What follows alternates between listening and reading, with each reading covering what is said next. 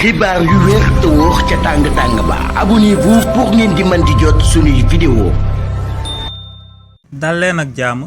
seen chaîne bi di Buzz 221 HD kii di Làmmiñu Daaru di aku partisan parti bi di Pastef bu kenn dootu présenté ci réew mi di Sénégal démb ci journée bi nga xam ne moom lañ jagleloon victimes yi yëkkati woon na foofa ay kàddu daal di koy dénk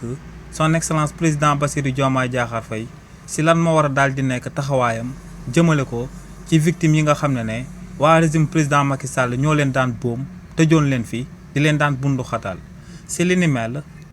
mel kii di Làmmiñu Daaru ne son excellence président Bassirou Diomaye Diakhar Faye moom lañ njëkk a daal di tabb ci bopp réew mi ci réewu Sénégal que kiñ dippee général Brice Oligui Nguema ne kookee moom mooy président bu Gabon te ne kookee di Brice Oligui Nguema ginnaaw ba mu agsee ci bopp réew mi ca Gabon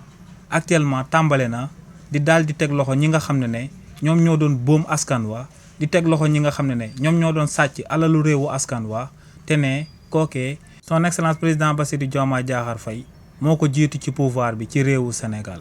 nee nag li ni mel moom moo sabab muy sàkku ci son excellence président Bassirou Diomaye Diakhar Faye mu amal akub justice jëmale ko ci victime yi nga xam ne bu newuloon ak ñoom kenn du fi daal di samp akub projet ba moom muy nekk président de la république ne lu leer ba am moom mooy que ne son excellence président Bassirou Diomaye Diakhar Faye dafa war a daal di raxas justice bi nga xam ne ñëpp daal dinañuy xam que ne am na ay infiltré ay magistrats yoo xam ne ay magistrat système bi la. ne son excellence président Bassirou Diomaye Diakhar Faye na jël ay responsabilités am daal di raxas magistrature bi ci réewu Sénégal jël ay magistrats yoo xam ne dañuy tëddee njaaxaanaay duñ jël benn ordre politique waaye justice rek la ñuy daal di àtte bu ko defee mu jël ñooñee daal di leen di tabb ci magistrature te ne li ni mel bu amee lu leer ba am moom mooy que ne impunité dina daal di jeex ba faw ci réewu Sénégal nee nag ñoom bu nekkoon vengeance rek lañ daal di bëgg ne waa parti bii di Pastef xam nañ moyens yi te mun nañ ko daal di def